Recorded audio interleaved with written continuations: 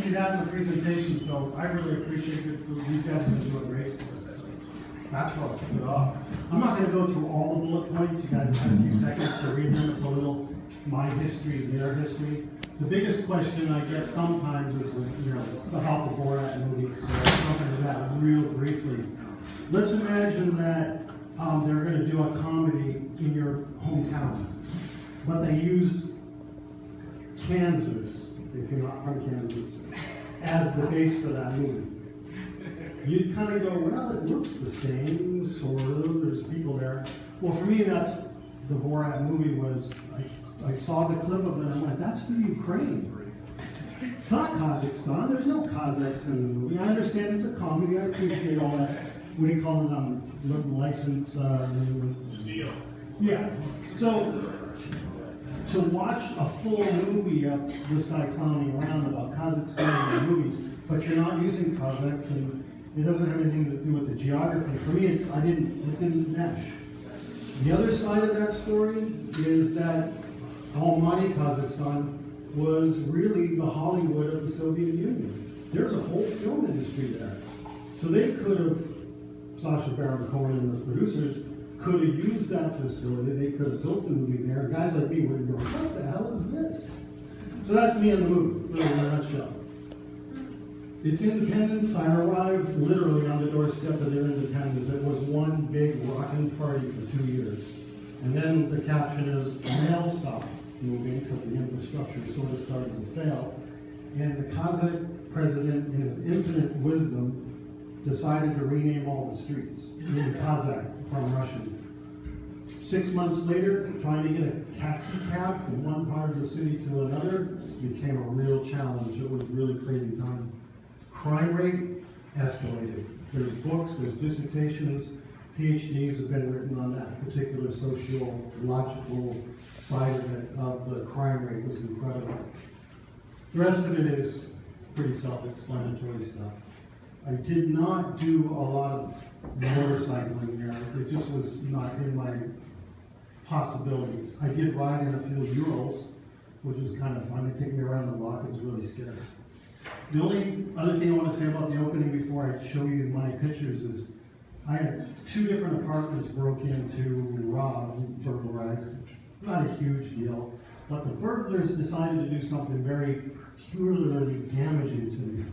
They took all my photographs, negatives, and they threw them on the floor and they stepped on them.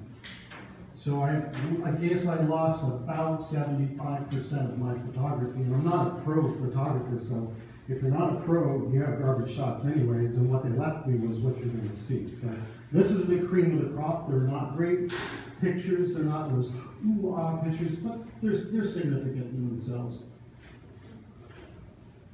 Just to give you a little logistical stuff, I lived here in Almaty for the most part. One of my major contracts was in Kizlyurda, the city, and I traveled 200 miles back and forth across the desert to get to the oil field. I did make it as far west as the Aral Sea, clean connection with the oil field, and as far south as the Tajikistan border, which is Dujan in Afghanistan. I'll give you a little bit of a rough outline of where I was traveling. The city of Almaty, beautiful city. This is the mini Hollywood of the Soviet Union. I actually lived in that apartment right there, and one of my nightclubs was in there, and that's a university. And then you can see the mountain range, just like the Colorado range. Real beautiful. Endless opportunities. The mountain bike, which I did a lot of. And obviously getting on a motorcycle there would be a lot of fun.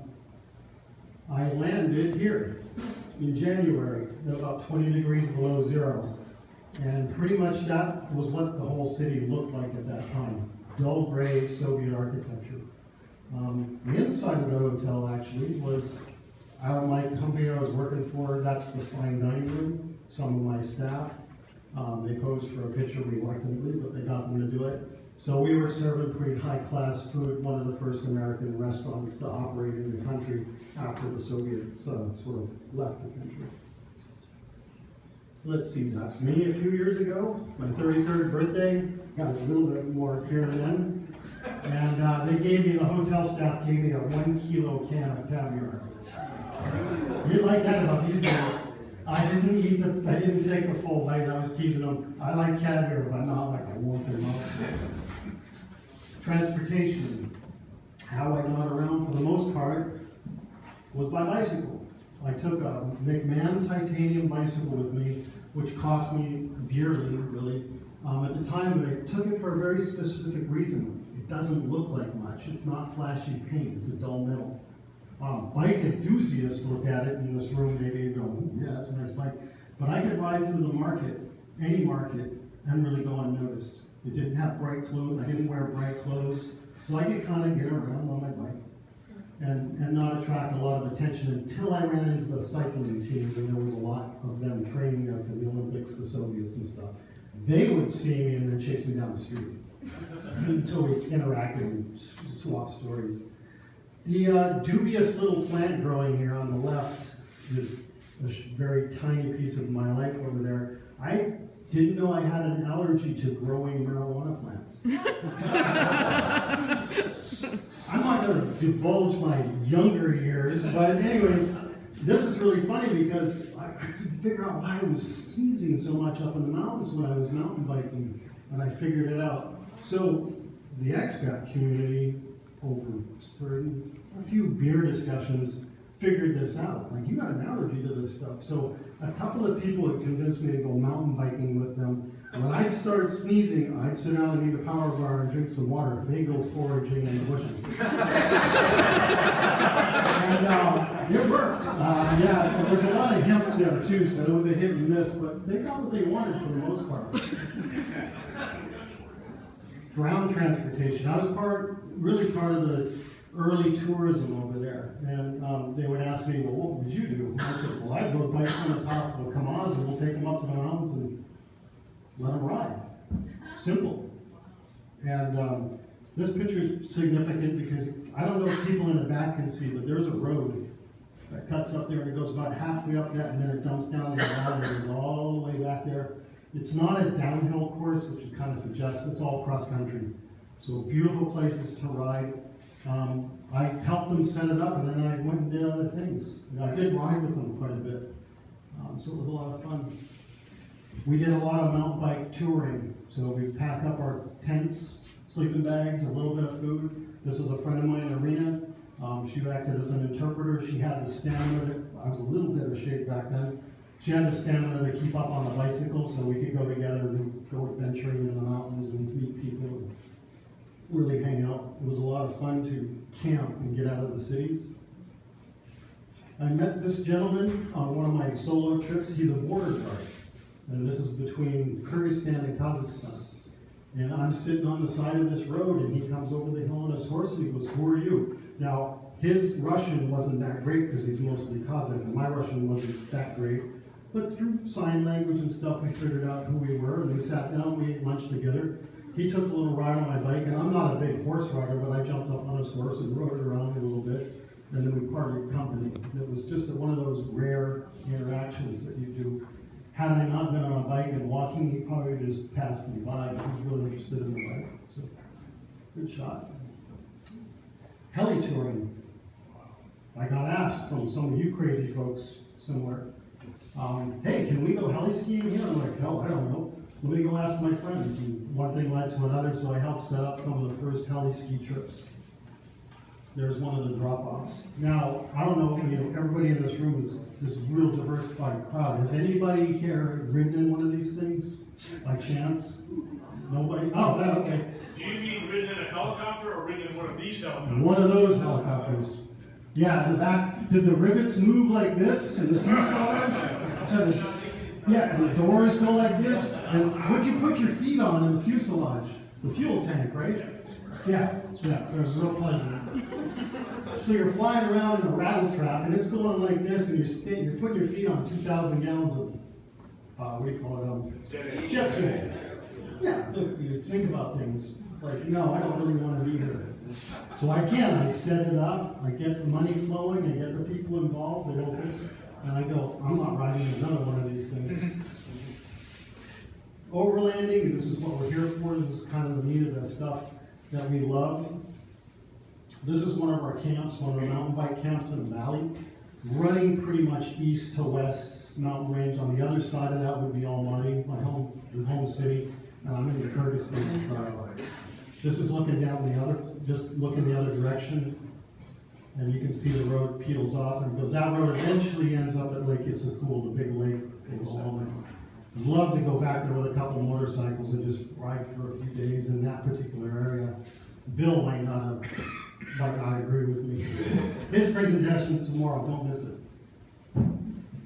Just kid shenanigans stuff you see outside of the window, and these guys are sticking their tongues at us and waving, and the bus is booming along at 50 miles an hour, and this kid's foot's like, the bus would go bounce and his foot would bounce off the pavement. Like that was down in Tajikistan, in the Dujambay border, or Tajikistan, Afghanistan border in Dujambay. Shocking stuff. I was near the oil field, on the oil field contract, which I'll get there very quickly, and I'd take breaks and go ride my mountain bike and just, get a stretch, get out of the office, and I come around this corner, and it's in an industrial complex. And I go, what the F what am I looking at? Because, like you just sort of reacted to it, it's a big ass pile of bones, and the first thing I'm thinking is human. It's gotta be, this is where Stalin left all the bodies. Imagination gets the better of you, but I figured it out by walking around and looking in the windows. It was just a meat processing plant. And they didn't have the resources to get rid of the bones. They just piled them outside and kept piling and piling. I can't imagine the interior of that thing is very healthy. So burying it would have been a close second choice, but I got the picture. I like it. The Chippewa Ski Hill, I'm sure we've got a few skiers and snowboarders in the group. Where I'm standing, well, I'm actually on the lift going down, but behind me is a saddle, and at the top of the saddle was a military outpost, just a cement bunker. And from there they could watch the Chinese border, just in case the Chinese decided to come over. And so the chair was built specifically for the troops to get up to the saddle so they could do their shifts. And the bottom section was just one big giant slalom course built for the Olympic team. Again, I'm sitting around a bar, I'm talking to people, they go, there's a ski hill up there. I'm like, no, I didn't know. Conversation goes further, and they go, what do you know about skiing? Well, I've been skiing since I was a little guy, so you end up talking and consulting, and they were asking, well, how do we turn this thing into a real business? Because you didn't really ski here unless you were military or on the Olympic team. You were training for it. There wasn't a lot done at that time. So it got turned into, now it's like a booming $5,000 a night rooms, and it's crazy money to go skiing there. Mini Swiss Alps. Just an interesting shot that I found in my collection. It's an outdoor bivvy. They've taken a few pieces of it. This is the workers' hut on the ski hill. I stayed a lot locally. So where I bunked at night sometimes while I was working on the ski hill was with the person that built this thing, and it's just over an embankment and goes down. Yeah, it was kind of interesting at a snowstorm to be out there hanging on to the bar and doing your business, but I thought the skis gave it an interesting touch. I don't know if in the back you can really see this, so I'll try to point it out. There's a big hole in this wing, and it's at a restaurant. It's really close to the Afghanistan border.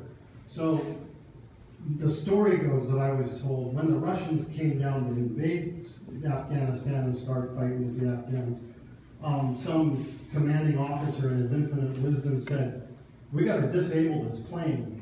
So I don't know if they shot a rocket through it or they put a charge on it, but they blew a hole in the wing. It has no cockpit, it has no seats, and it has no engines. Pretty much disabled. But apparently he thought that somebody could maybe get this thing going and use it against them.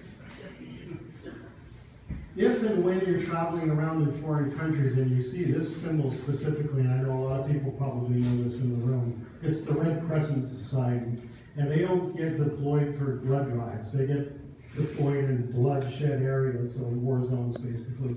And Alan, who's fueling up there, and myself, and some Red Cross people, we were contracted to go set up a satellite telephone right on the Afghanistan border so that their office could stay in contact with Europe without the phone lines being cut and blown up and dropped. And so, it was great, it was good money, and we did it, and there was no real shenanigans, with the exception of being flagged down on the road on our return trip. Now, the other side of this is when the foreign people see this symbol, they often mistake it for a medical vehicle. It's got the Red Cross, right? So